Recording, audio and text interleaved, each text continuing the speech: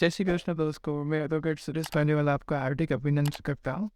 आज हम बात करेंगे कि यदि कोई रजिस्ट्रार विवाह का पंजीकरण नहीं करे, विवाह का सर्टिफिकेट नहीं बनाए तो क्या करें। अभी हाल ही में इस प्रकार का एक प्रकरण मेरे पास आया था कि दो जो है नवविवाहित जोड़े थे, 9 महीने से विवाह पंजीकरण अधिकारी के वहाँ चक्कर काट रहे थे।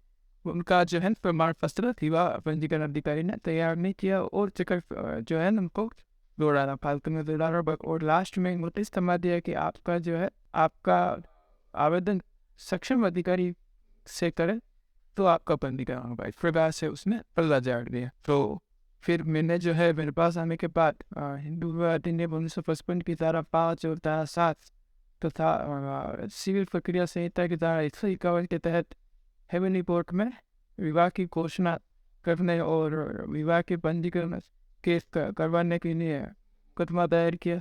उस मुकदमे में विवाह पंजीकरण अधिकारी यानी कि रजिस्ट्रार को कोर्ट में तलब किया गया, तलब फरमाया गया।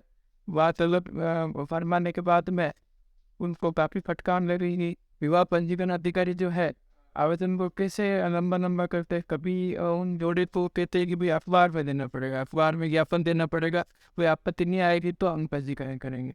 तो बेचारा ने अखबार में दिया। अब वो क्या घर से बगैर बताया और शादी की, फिर उनका अखबार तो दिया गया, बेचारों के साथ वो तो बुरा किया। फिर पंजीकरण अधिकारी ने अखबार में देने के बाद भी विवाह रजिस्ट्रेशन के लिए आपत्ति नहीं आई तो रजिस्ट्रार ने पुलिस वेरिफिकेशन के लिए कि भाई आपका पुलिस वेरिफिकेशन बनाना पड़ेगा। बेचारों को नियम पता नहीं, पुलिस के वहाँ नोटिस भेज करके इनका पुलिस वेरिफिकेशन कराया गया। पुलिस वेरिफिकेशन करने के बाद में भी कोई आपत्ति नहीं आई, कुछ ऐसा नहीं लगा कि इनका प्रमाण पत्र रुक सकता है। तो रजिस्ट्रार ने एक नोटिस दे करके कि आपका आवेदन सक्षम अधिकारी से करें और इस प्रकार का नोटिस दे करके उसका आवेदन कैंसिल कर दिया, जो कि बिल्कुल गलत था। मेरे दावा करने पर कोर्ट ने उस पर पंजीकरण अधिकारी को, रजिस्ट्रार को कोर्ट में काफ़ी फटकार ले गई थी। उनसे पूछा गया कि आपने अखबार में किस नियम के तहत, किस खाते में अखबार विज्ञापन दिया। उनसे पूछा गया कि आपने किस खाते में, किस नियम से पुलिस वेरिफिकेशन करवाया।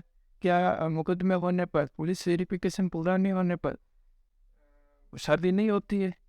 क्या आपको पुलिस से ऐसे भी आपत्ति मिली कि इनके जो है शादी संबंधी वही मुकदमा चल रहा है? अगर नहीं तो फिर आपने क्यों रोका पंजीकरण? इस प्रकार से काफ़ी तरह से उसको फटकार लगी थी। तो यदि कोई रजिस्ट्रार विवाह का प्रमाण पत्र तैयार नहीं करता है, विवाह का पंजीकरण नहीं करता है, तो क्या करें? विवाह के पंजीकरण के लिए जो आवश्यक शर्तें हैं हिंदू विवाह के, ये जो आवश्यक शर्तें हैं वो हिंदू विवाह अधिनियम 1955 की धारा 5 और धारा 7 में दी गई है। धारा 8 में विवाह के पंजीकरण के लिए दिया गया है। धारा 5 में बताया गया है कि किन दो पक्षकारों के मध्य विवाह हो सकता है। जैसे पति और पत्नी जो शादी कर रहे हैं पहले से विवाहित नहीं हो, पति ने 21 वर्ष और पत्नी ने 18 वर्ष की, लड़के ने 21 वर्ष और लड़की ने 18 वर्ष की आयु पूरी करनी हो, वो कोई प्रतिष्ठित नातेदारी में नहीं आती हो, सब भी नशागोत्र नहीं हो, किसी मानसिक विकार से पीड़ित नहीं हो कि भाई शादी के लिए अपनी सहमति नहीं दे सके। इस प्रकार से कुछ शर्तें धारा 5 में दी गई है। और हिंदू विवाह अधिनियम की धारा 7 में लिखा गया है कि जो प्रचलित रूढ़ी और प्रथा है, जो समाज में प्रचलित रूढ़ी और प्रथा है जिससे शादी संपन्न होती है, उस रूढ़ी और प्रथा से शादी संपन्न करने पर विवाह को पूर्ण माना जाएगा। और इसी धारा 7 के क्लोज 2 में कहा गया है कि यदि वह रूढ़ी और प्रथा सप्तपदी मतलब 7 फेरे है तो 7वां फेरा फिरने के बाद में विवाह को पूर्ण माना जाएगा।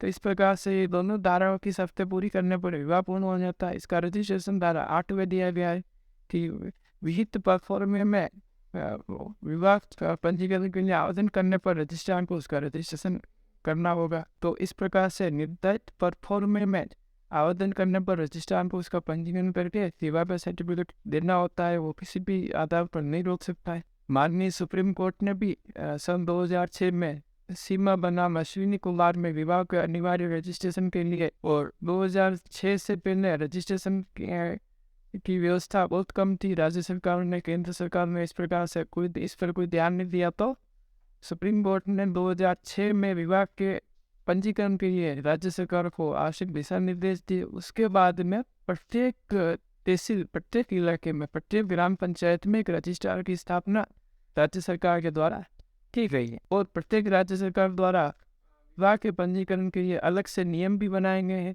अब ये जितने भी नियम हैं, भले वो हिंदू मैरिज एक्ट के हो, भले वो राज्य सरकार द्वारा अलग से बनाए गए हो, तो ये विवाह को सुगम बनाने के लिए, सरल बनाने के लिए, विवाह की सुविधा के लिए बनाए गए, न कि विवाह को और मुश्किल बनाने के लिए। तो कोई भी नियम शादी को रोकने का काम नहीं करता। बस छोटी मोटी शर्तें हैं कि दूसरा विवाह नहीं हो, और जो भी छोटे वो शर्तें पूरी होनी चाहिए बस। उसके बाद रजिस्ट्रेशन होना जरूरी है, प्रमाण पत्र जारी करना जरूरी है। अब रजिस्ट्रेशन के लिए छोटी मोटी फॉर्मेलिटी जैसे हमारे राजस्थान में अब सबसे पहले विवाह के रजिस्ट्रेशन के लिए ऑनलाइन आवेदन करना पड़ता है। ऑनलाइन छोटा सा फार्म होता है, जिसको भरना पड़ता है।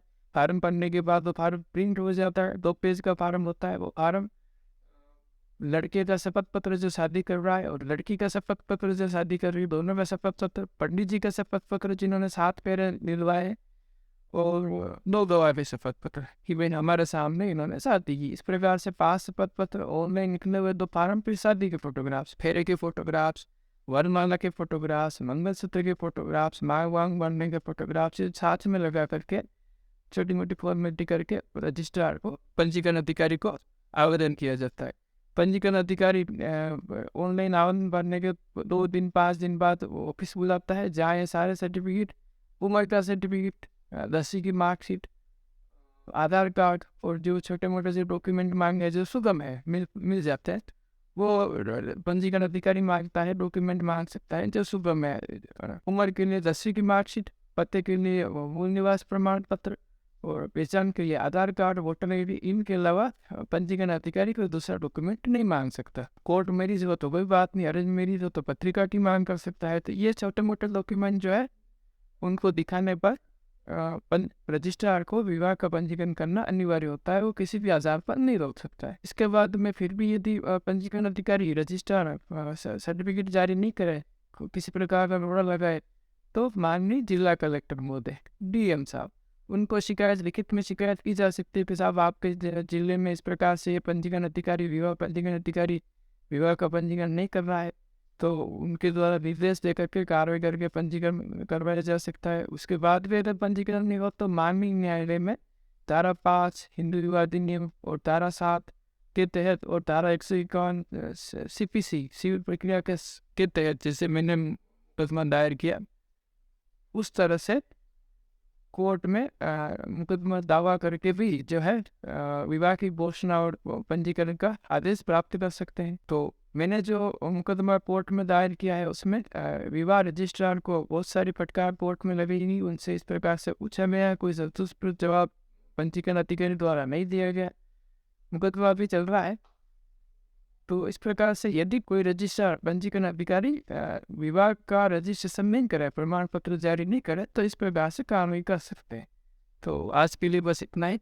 वीडियो को लाइक और सब्सक्राइब जरूर करें ताकि आपको नए नए कानून की जानकारी इस प्रकार से मिलती रहे।